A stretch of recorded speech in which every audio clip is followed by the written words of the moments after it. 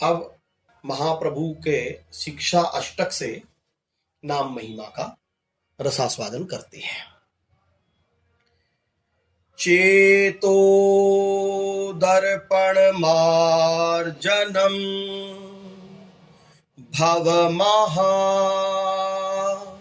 दावाग्नि निर्वापणम श्रेयः केरवचंद्रिका वितरणम विद्यावधुजीवनम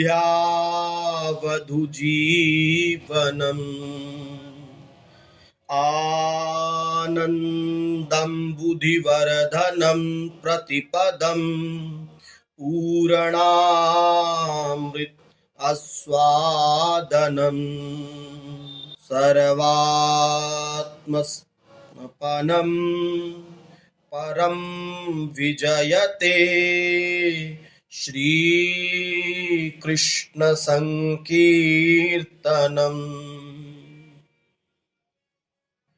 शिक्षा अष्टक के प्रथम श्लोक में श्री महाप्रभु ने श्री कृष्ण नाम संकीर्तन की महिमा का वर्णन किया है। प्रभु ने उसके 7 गुणों का वर्णन किया है। कृष्ण नाम संकीर्तन के 7 गुणों का वर्णन किया है। नंबर 1, चेतो दर्पण मार्जनम। श्री कृष्ण नाम संकीर्तन करने से चित्त रूपी दर्पण जो है वो शुद्ध हो जाता है, और चित्त रूपी दर्पण के शुद्ध होने पर जीव को अपने निज स्वरूप की प्राप्ति हो जाती है। मैं कौन हूं इसका अनुभव हो जाता है, और मेरा कौन है इसका भी अनुभव हो जाता है। चित्त पर मैल जमा हुआ है। चित्त एक दर्पण गोविंद राधे, उस पर मैल वासना का बता दे। हरि नाम कीर्तन गोविंद राधे, चित्त दर्पण मैल शुद्ध करा दे।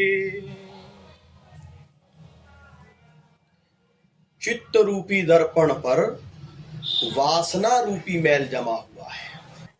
संसार के शब्द स्पर्श रूप रस गंध के द्वारा जो सुख भोगने की लालसा है, सुख भोगने की जो इच्छा है, जो ये भ्रम है कि संसार के प्राणी पदार्थों में, संसार के रूप रस गंध में सुख है, बस यही एक मल है।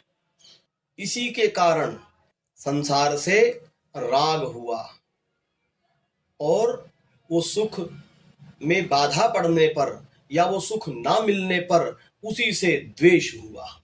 तो ये राग द्वेष रूपी मैल की परतें जमी हुई हैं चित्त पर।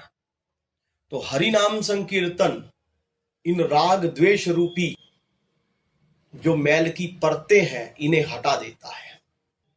चित्त का जो सुख बुद्धि के द्वारा विषयों का चिंतन करना है, वही इस चित्त की मलिनता है। और नाम संकीर्तन के द्वारा जब नामी का चिंतन होने लगता है, तब नामी से जो रस प्राप्त होता है उससे धीरे धीरे स्वयं ही विषय चिंतन छूट जाता है और विषयों के संस्कार भी नष्ट हो जाते हैं। दूसरा है भव महादावाग्नि निर्वापणम। महादावानल जो इस संसार में लगा हुआ है उसको भगवान नाम शांत कर देता है। संसार दावाग्नि गोविंद राधे,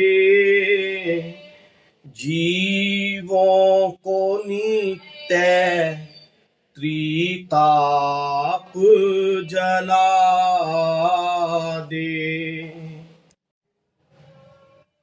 हरि नाम कीर्तन गोविंद राधे,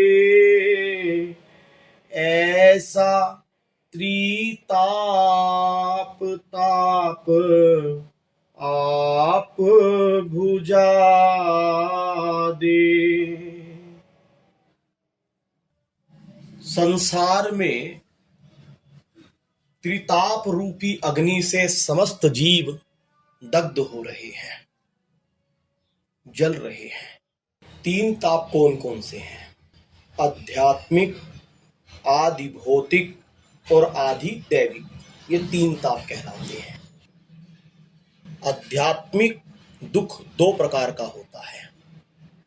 एक शारीरिक, जैसे बुखार हो गया, कोई चोट लग गई, तरह तरह के जो रोग उत्पन्न होते हैं शरीर को, उसको शारीरिक दुख बोलते हैं, शारीरिक ताप बोलते हैं। और दूसरा मानसिक, ये काम, क्रोध, लोभ, मोह इत्यादि जो मानसिक रोग हैं, ये दैहिक और मानसिक ताप। दूसरा है आदि भौतिक ताप। ये ताप वो है जो हमको दूसरे जीवों से मिलता है, जैसे दूसरे मनुष्यों से, किसी पशु से, किसी पक्षी से, स्थावर जंगम आदि किसी से भी जो दुख हमको प्राप्त होता है, यानी दूसरों के द्वारा जो हमको दुख प्राप्त होता है, उसे आदि भौतिक दुख कहते हैं। तीसरा है आदि दैविक दुख।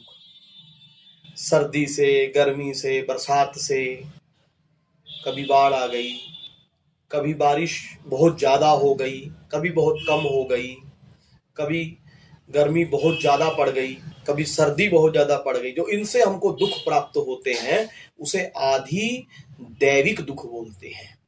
तो इन तीन तापों से जीव जल रहा है। तो नाम संकीर्तन के द्वारा ये दुखों का शमन हो जाता है। सब नर नारी हैं गोविंद राधे, जग जंगल के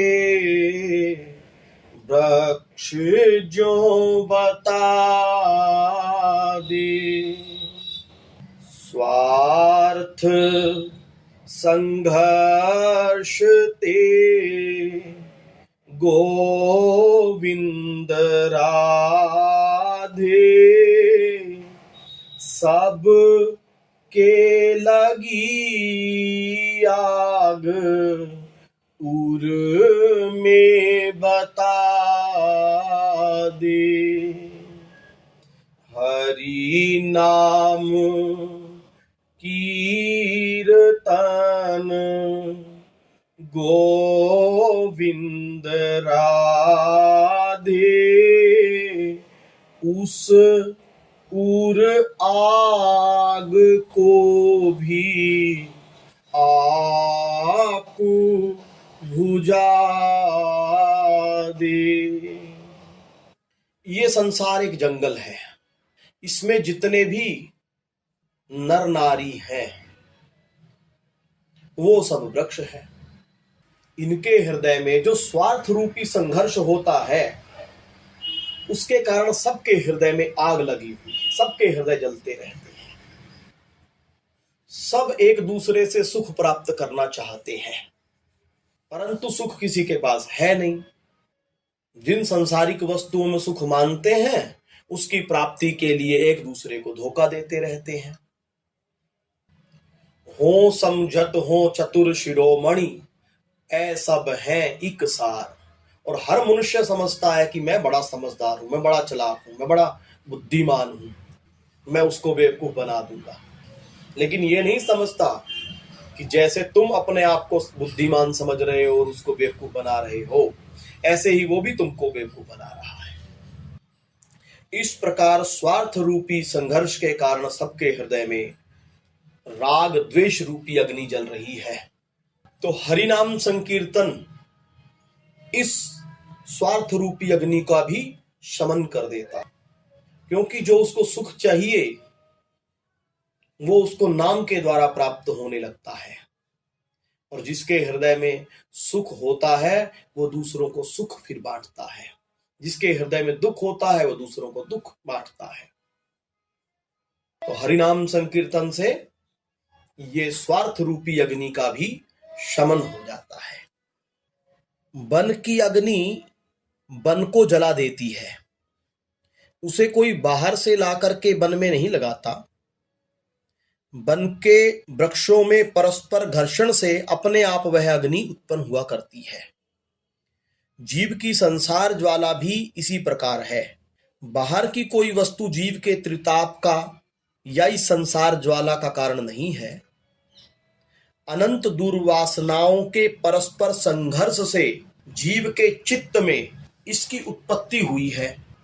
दुर्वासनाओं की प्रेरणा से जीव जो कर्म कर रहा है अथवा पूर्व जन्मों में जो कर्म कर आया है, उसके फल स्वरूप जीव की त्रिताप ज्वाला है। इसका दायित्व जीव के अपने ऊपर है, और दूसरा कोई भी इस जीव को दुख देने वाला नहीं है। दूसरे के द्वारा हम जब किसी दुख को प्राप्त करते हैं, वह दूसरा केवल मात्र हमारे दुख का वाहक मात्र होता है। जैसे हम बाजार में जाकर एक फल का टोकरा खरीद लें और दुकानदार के पास रख हमें और उसको कहें कि हमारे घर भिजवा देना। अब कोई मजदूर उसको हमारे घर लेकर के आया, अब उसमें कुछ फल खराब निकले, खट्टे या सड़े हुए। अब उसका उत्तरदायी वो मजदूर थोड़े ही है। हम मजदूर से लड़े कि तुम खट्टे फल ले आए, ये फल लाए। भाई जो आपने खरीद के वहां पैकिंग करवा के रखे थे वही तो लेके आया है। वो तो केवल लेके आने वाला है। उसी प्रकार अन्य किसी भी व्यक्ति के द्वारा जो भी दुख या सुख हम भोग करते हैं, वह हमारे ही पूर्व के किए गए कर्मों का फल है। अन्य व्यक्ति केवल हमारे दुख सुख का वाहक मात्र है। इस प्रकार संसार ज्वाला भी चित्त में हमारी अपनी दुर्वासनाओं के फल स्वरूप उत्पन्न होकर हमें जला रही है। जब वन में दावानल अग्नि लगती है, तब वन के वृक्ष आदि उस अग्नि से अपनी आत्मरक्षा नहीं कर सकते, वो वहीं खड़े खड़े जला करते हैं। मायाबद्ध जीव भी इसी प्रकार इस त्रिताप ज्वाला में केवल जल ही जल रहा है। माइक सुख भोग की आशा रूपी रस्सी में बंधा हुआ जीव इस त्रिताप रूपी ज्वाला से दूर भागकर अपनी रक्षा नहीं कर सकता। यदि निर्विच्छिन्न भाव से बहुत समय तक तेज वर्षा हो, तभी वह दावानल बुझ सकता है। उसी प्रकार निर्विच्छिन्न भाव से बहुत समय तक श्री कृष्ण नाम संकीर्तन करने से ही जीव की त्रिताप ज्वाला रूपी ये महादावा अग्नि बुझ सकती है। ये सांसारिक भोग वस्तुओं के भोगने से या किसी के सांत्वना में वचनों से शांत नहीं हो सकती है। संसार ज्वाला महादावा अग्नि के तुल्य है। उसे महान शक्तिशाली महानतम रसस्वरूप श्री कृष्ण नाम संकीर्तन की अमृत वर्षा ही शांत कर सकती है, और कोई उपाय नहीं है।